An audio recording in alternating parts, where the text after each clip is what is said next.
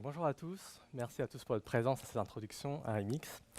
Alors qu'est-ce que Remix? Qu'est-ce que ce nouveau framework? Qu'est-ce qui va nous apporter de plus? Comment fonctionne-t-il? Je propose d'essayer de répondre à ces questions en quelques minutes. Alors pour commencer, je propose de voir un peu les différents types d'applications qu'on va pouvoir aujourd'hui développer dans le monde du web. Donc premièrement, on va pouvoir développer des multi-page applications. Donc l'idée, c'est que le serveur est capable en fait de nous générer toutes les pages de notre application. Donc dès qu'on va naviguer sur notre site, on va interroger le serveur qui va nous renvoyer du contenu HTML et le navigateur va se recharger pour afficher cette nouvelle page. Le gros avantage de ce type d'application-là, c'est que le temps de chargement initial va être assez rapide parce qu'on va avoir tout le contenu à afficher directement. On ne va pas avoir besoin de JavaScript pour afficher le contenu de la page.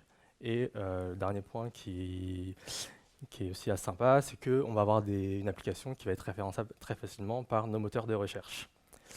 L'inconvénient, c'est qu'en termes d'expérience utilisateur, ces types d'applications-là, dès que vous allez naviguer, vous allez avoir votre page qui va se reloader à chaque fois.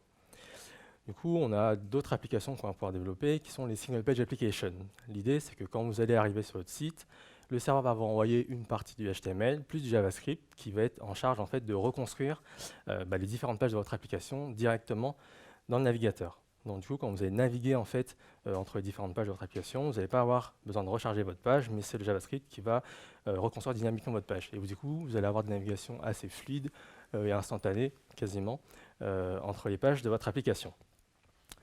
Par contre, avec ce type d'application, en fait, on va perdre tous les avantages qu'on avait pu gagner grâce à une multi-page application. C'est-à-dire qu'on va perdre le côté référencement facile de notre application et on va aussi être très dépendant en fait, de JavaScript. Du coup, depuis quelques temps, on voit apparaître un nouveau type d'application que certains appellent les transitional applications. L'idée, c'est d'essayer d'associer en fait, le meilleur des deux types d'applications que nous avons vus précédemment. Donc comment ça va se faire? En gros, le serveur va être capable de nous générer toutes les pages de notre application. Et dès que vous allez requêter n'importe quelle page de votre application, vous allez recevoir le contenu HTML correspondant à votre page, plus du JavaScript qui va être capable en fait, de vous reconstruire exactement toutes vos pages dans le navigateur. Donc du coup, vous allez bénéficier de tout le bon côté d'une app qui est référençable, mais aussi avoir le bon côté d'une SPA qui fait que vous allez avoir une navigation fluide entre les pages de votre site web. Et c'est en fait aujourd'hui typiquement le type d'application que Remix va nous permettre de développer. Donc il y a d'autres alternatives à Remix, mais Remix en fait il va se différencier sur quelques points. Le premier point, c'est que quand vous allez développer une application Remix, en fait vous allez écrire de manière assez transparente le code qui va servir à générer votre application serveur et le code qui va servir à générer votre application browser.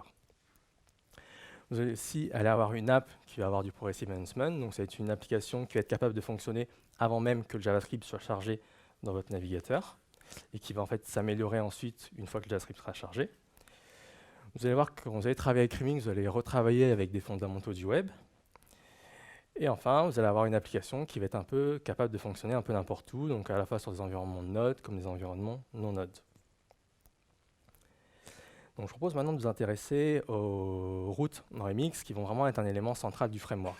Pourquoi un élément central? Parce que c'est à partir de là que Remix va se baser dans la phase de build pour nous générer notre application serveur et notre code qui va être envoyé au navigateur. Bon, pour créer une route en Remix, ça va être très simple. Comme tous les frameworks le font un peu maintenant, on va avoir un routeur qui va être basé sur un système de fichiers. Donc si par exemple je crée un fichier mi dans le dossier route de mon application, je vais générer une route mi/mi sur mon application. Dans ce fichier, je vais pouvoir exporter un composant par défaut qui va représenter en fait la vue associée à ma route/mi.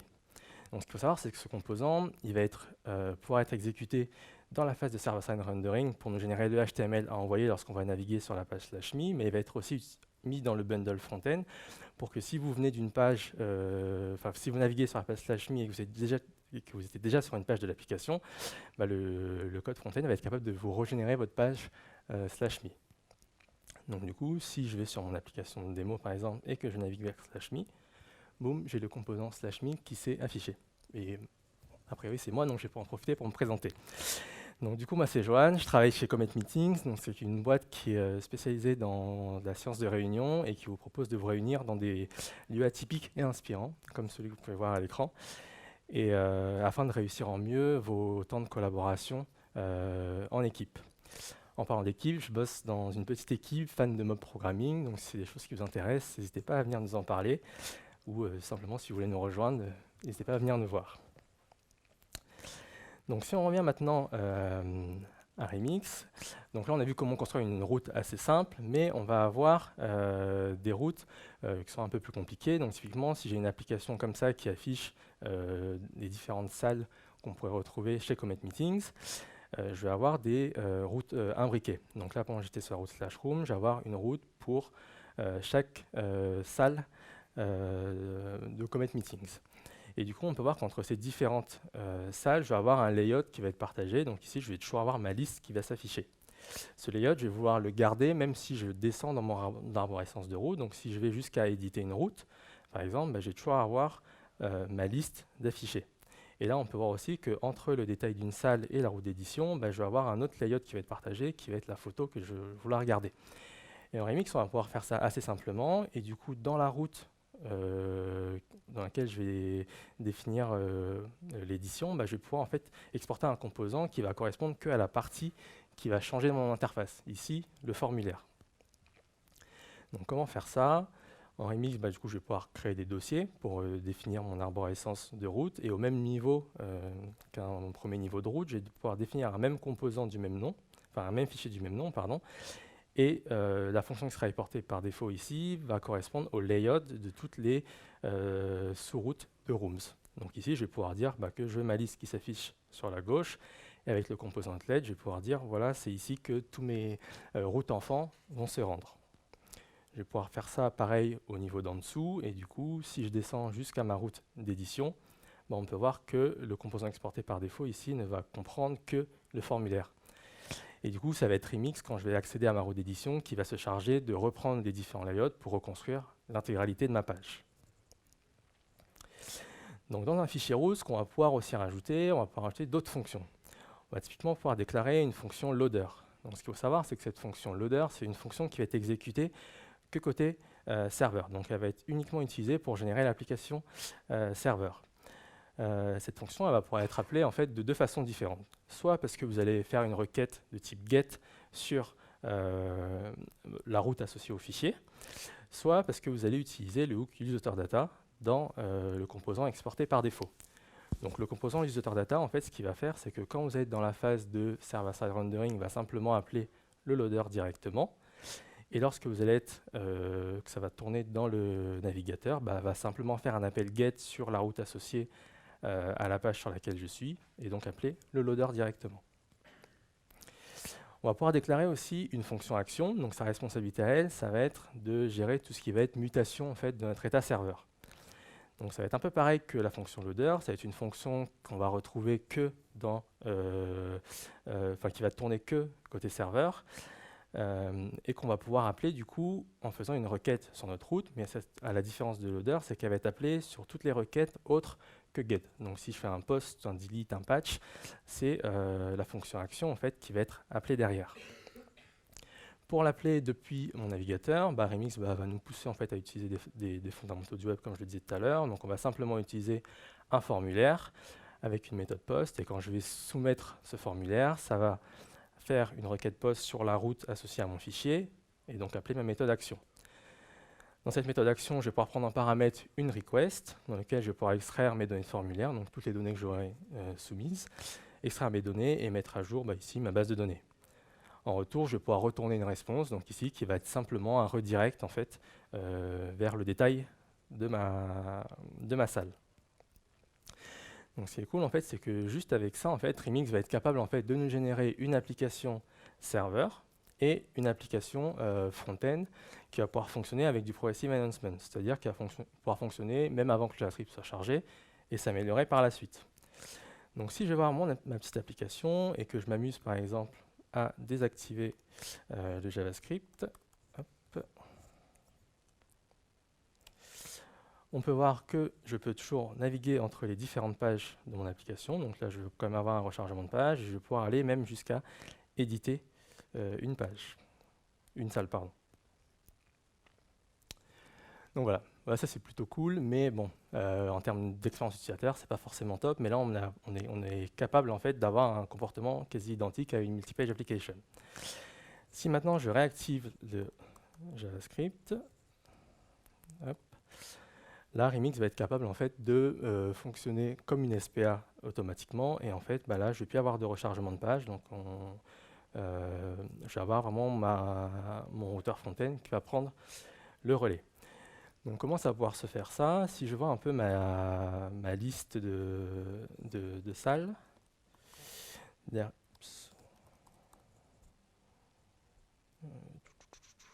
excusez-moi. Bah derrière, en fait, je vais simplement utiliser un composant Navlink.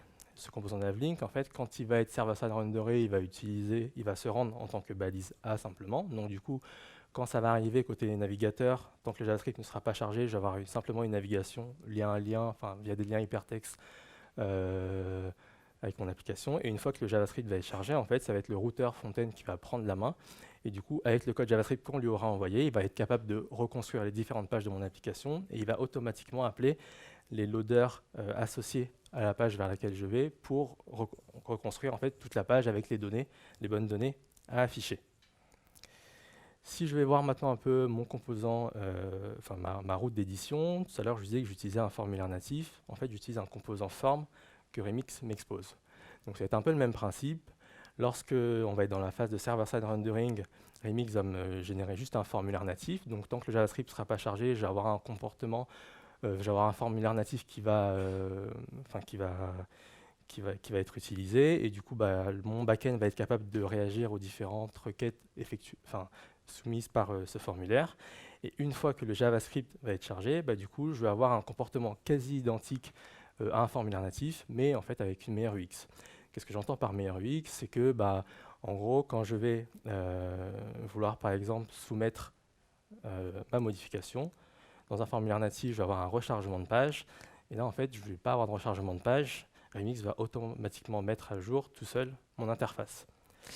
Et en fait, si je vois un peu mon network et que je refais la petite manip, hop, Remix, qu'est-ce qu'il a fait? Il a simplement fait un appel post du coup pour changer l'état de mon serveur. Et juste après, quand il a reçu la réponse quand tout était OK, il a refait appel à tous les loaders associés à ma page. Et en fait, ce qui est cool avec Remix, c'est que ça va gérer en fait toute cette communication entre votre serveur et votre client. Vous n'avez plus besoin de gérer en fait votre state server dans votre application React avec des libs comme React Query ou autre. Vous n'avez plus besoin de faire des use effects, etc., des use state pour gérer votre état serveur. En fait, Remix va vraiment le faire pour vous et du coup, bah, vous allez pouvoir vous concentrer sur votre interface utilisateur et sur votre métier. Donc voilà, je vais m'arrêter là pour la petite démo sur Remix, mais sachez qu'il y a encore plein de trucs super cool à voir avec Remix. Vous allez pouvoir gérer les erreurs vraiment à un degré fin, donc même jusqu'à gérer les erreurs par route. Vous allez pouvoir, Remix va pouvoir gérer pour vous les différentes race conditions lorsque vous allez submiter plusieurs fois un formulaire. Vous allez pouvoir faire de l'optimistic UI assez facilement. Mais en tout cas, j'espère que j'aurai un peu éveillé votre curiosité sur ce framework. Je vous invite, si vous êtes encore intéressé, à aller jeter un œil à la doc de Remix. Vous allez voir qu'il y a encore plein de choses cool dont je n'ai pas eu le temps de parler durant ce quickie. Et si jamais ce week-end, vous avez envie de démarrer et d'essayer un peu Remix, je vous invite vraiment à aller tester Remix avec les Remix tags, qui sont des petits templates en fait, de repo GitHub, où vous allez avoir toute la CI/CD, la base de données, l'authentification de JSetUp, vous allez pouvoir rapidement et simplement commencer à construire votre application. Je vous remercie pour votre attention.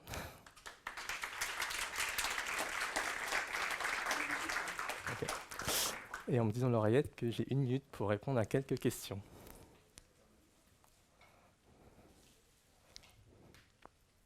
Oui.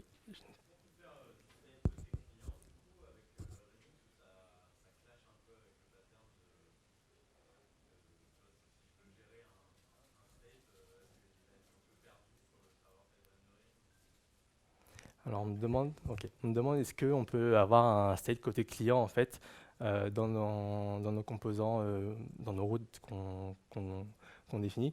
Alors oui, complètement en fait.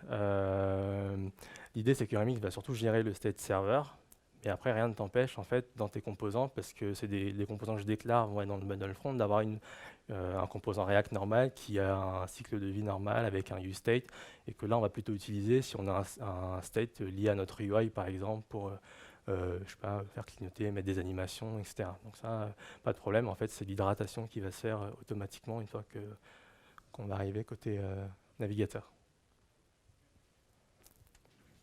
Oui.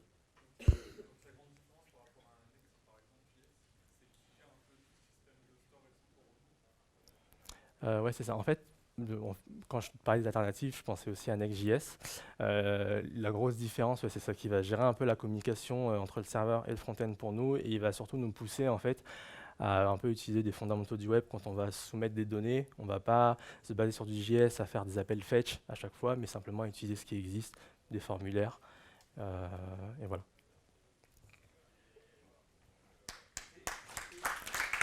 Merci.